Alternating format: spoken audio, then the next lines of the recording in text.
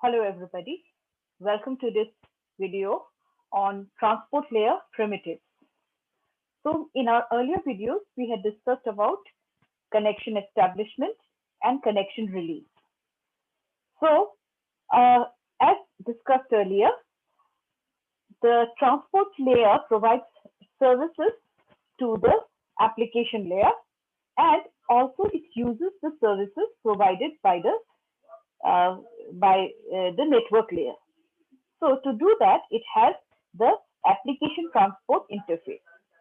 So you can think of this communication, this interface, that is the application transport interface, to be a pipe which is connecting the host of one who is sending to the host which is receiving. So once this pipe is established between the two, which is done during the connection establishment, the application layer, the data that is sent by the application layer is entered into the pipe and it is received at the other end. And if you can recall, the network layer provides an interface which is unreliable. Unreliable service. So in order to provide some kind of reliability on top of this unreliable service, okay, this transport layer interface provides this reliability, reliable transport services between host to host. So here, also as we had discussed earlier, the transport layer is implemented in the end system in the OS as system call. So if you want to write a function or you want to write a program as a user, you want to write and say an email application.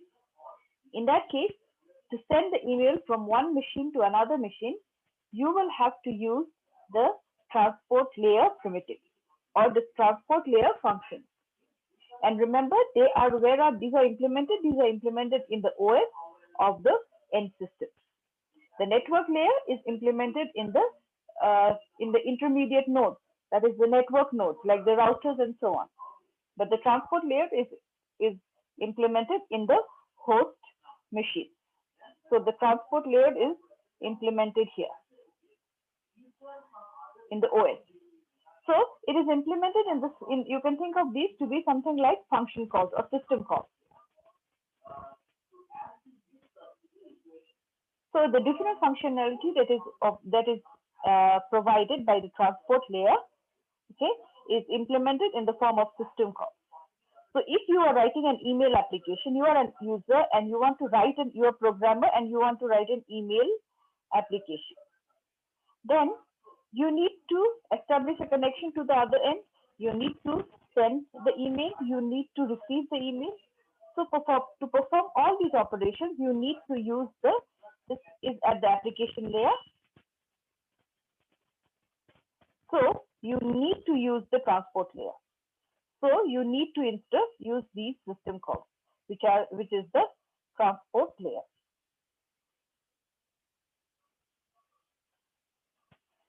So the transport layer interface will provide you a way to access these transport services.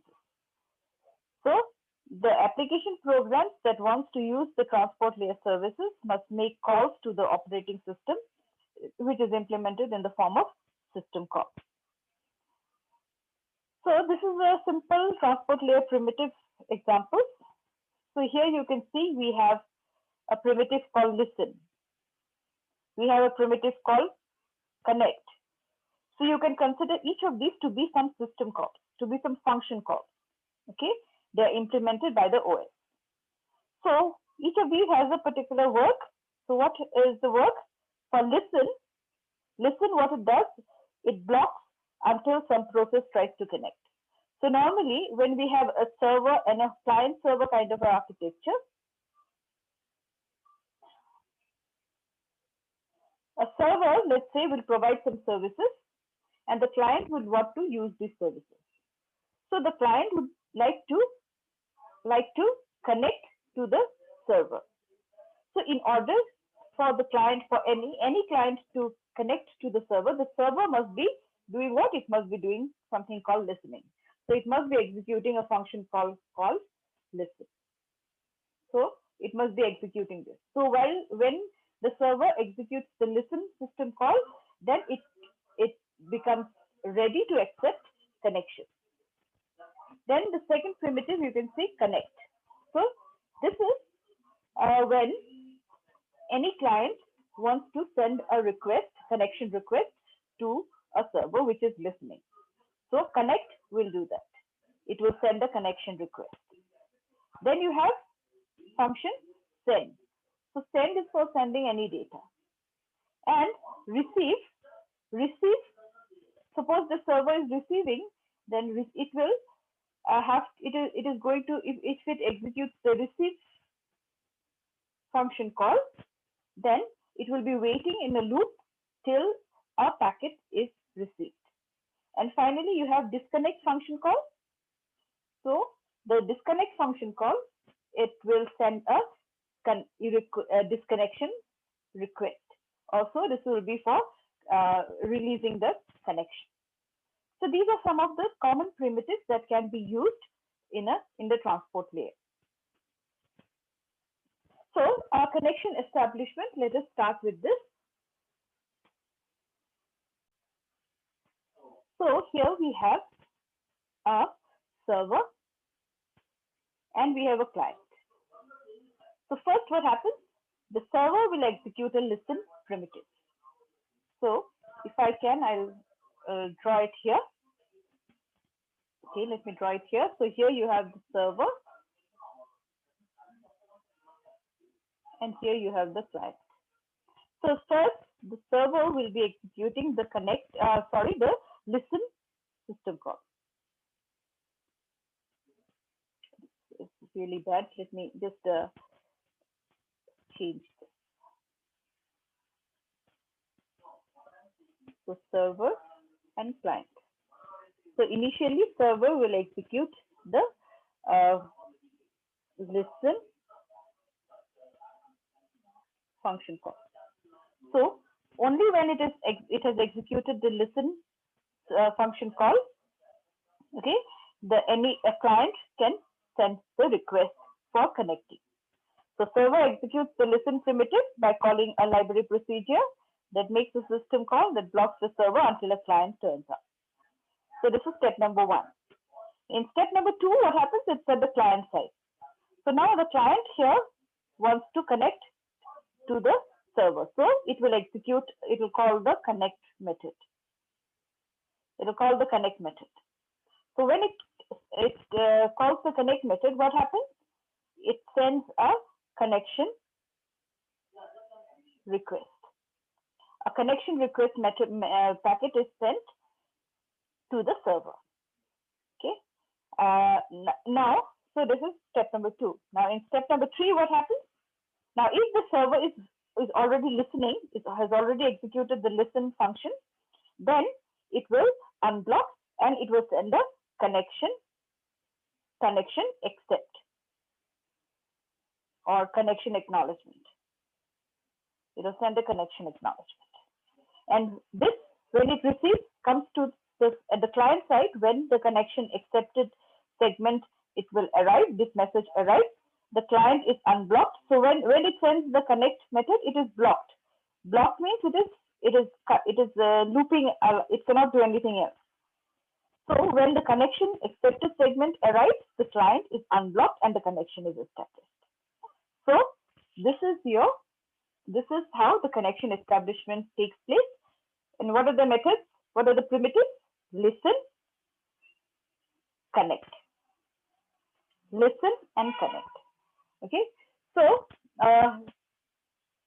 this is about connection establishment. Now, once the connection is established, next is sending and receiving of data. So for sending and receiving of data also, there are library functions to do this. So what happens again? Either whoever is sending, now it can be the client can be sending, or the server may be sending, or the server may be receiving, and the client may be, or the client may be receiving. So that's why we have put here server client and client server again. So first of all, Anybody who wants to receive will execute the receive function call. So what happens when it has executed the receive function call? It is ready to receive. That means it can now receive data which is going to come to it. So it executes receive. So let's say the server is going to receive and the client is going to send. So the server executes a receive function call. So once it sends the executes receive function call, it is now waiting for message. Now next is step number 2. It has client or whoever is sending, the sender. So here let me write it receiver, and this is the sender. So the sender now calls the send primitive. It calls the send function. Okay, and when it calls the send function, a data is sent to the server. So whatever it is sending, the data is sent to the server. And the server now on step 3, when it receives the segment, it is unblocked. So now what it can do, when it executes receive, it is blocked, and this unblocking will take place only when it receives a packet. And when it receives the packet, it can take the packet, process it, and then if it wants, it can send back a reply. So what it has to do to send the reply, it has to call send. And for the client now to receive, the client must have executed the receive function call. Okay, so this is sending and receiving data. So this can continue in this manner. It may be, now this transmission of data may be unidirectional, means only the client is sending. Unidirectional, that means client only sends to server, or it may be bidirectional. That is, client is sending to server, server is sending to client. So what you can see here in this, this is a bidirectional. So if it is unidirectional, the server will not be sending, server will only be receiving. Okay, so this can continue as long as the two parties wants to communicate. Now once this is done, once data transmission is over, now the connection release process first takes place. So here, as you are aware, you may have two types, that is asymmetric or symmetric. So in asymmetric, what happens? Again, here also there is a primitive. The primitive is disconnect. So one of the parties in asymmetric, as you know, any one party may want to disconnect release the connection. So whichever party wants to release the connection will call the disconnect primitive. And this, say, suppose here the server wants to disconnect. So the server will call the disconnect function.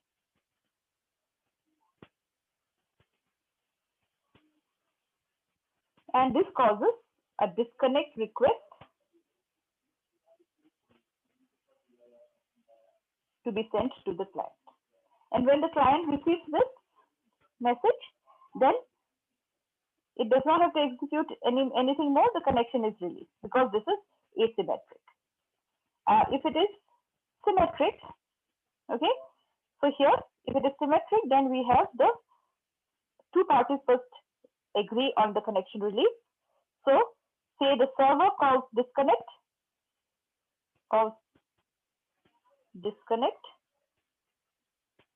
okay, this causes a disconnect request message to be sent to the client. Client receives this and it executes its own disconnect function. It calls its own disconnect function. So when it calls disconnect, again, this disconnection request is sent. Disconnection request is sent, and then now the server, after sending disconnect request, will wait for a reply. When it receives the disconnection request, then the connection is released. So this is your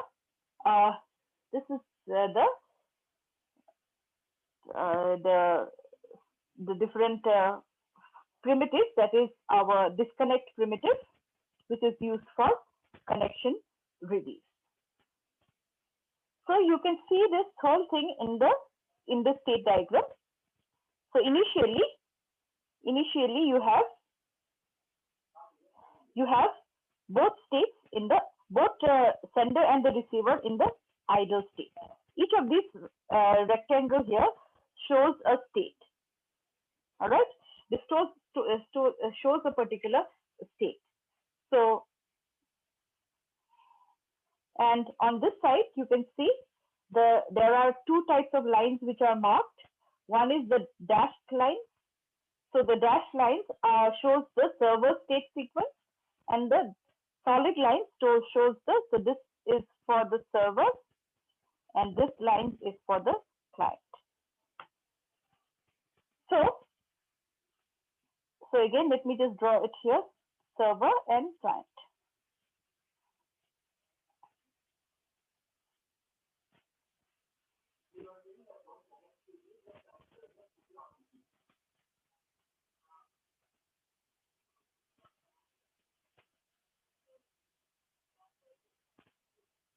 Let me just go back to this.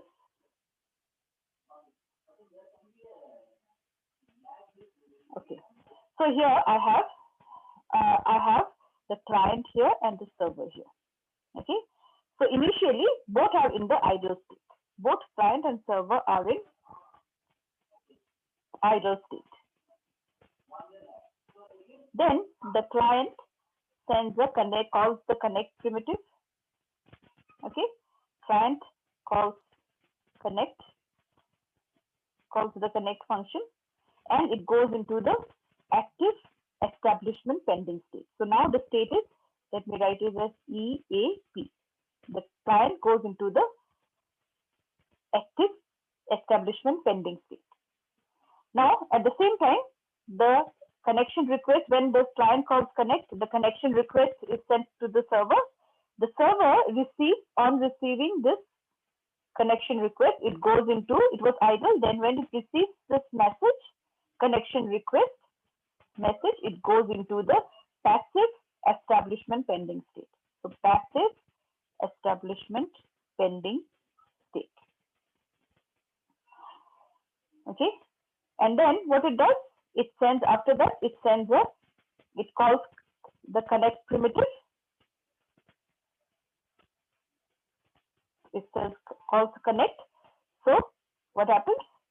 The connection acknowledgement is sent. The connection acknowledgement is sent by the server. So once the connection establishment is sent, the server goes into the established state. Let me write it as E, established state.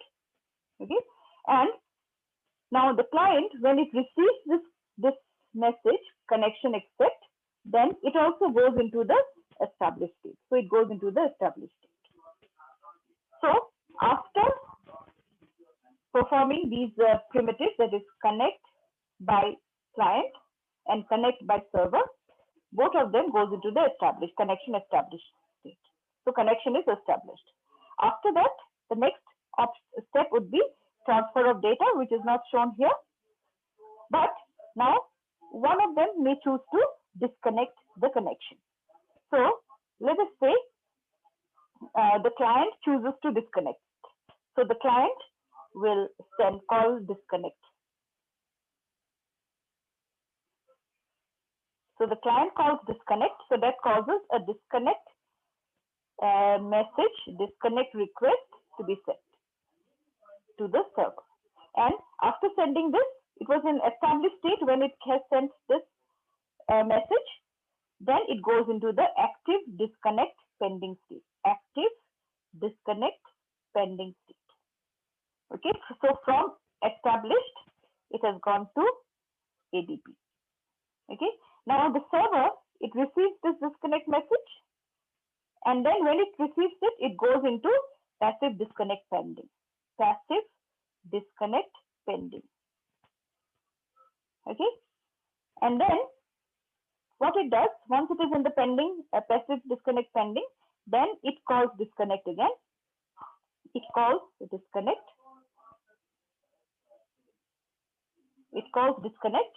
So now, when it sends disconnect, the disconnect request will go from the server to the client. and the server will go to the idle state. Okay. Now the client which was in the active pending disconnect, that is this active pending disconnect, when it receives this disconnect request, now it goes into the idle state. So it goes into the idle state. Okay. So now when they are idle means they are ready to connect, but they do not have an active connection anymore. So the entire process of connection establishment and connection release can be easily shown with the help of this particular state diagram. And we have also discussed about the various primitives that are present. That is, these are the main primitives. There can be some in when you. This is just an example, but you can have for based on the implementation. You can have different some more methods also. So you have listen, connect, send, receive, then disconnect. Now, in the next semester, when you do Java programming, then you will actually call these functions. You write a networking program. When to write a networking program, you need to call these functions: connect, send, disconnect, and so on. So that will be discussed in your next semester only. You can try out this, in practical in the next semester. So that is all for your the transport layer primitive.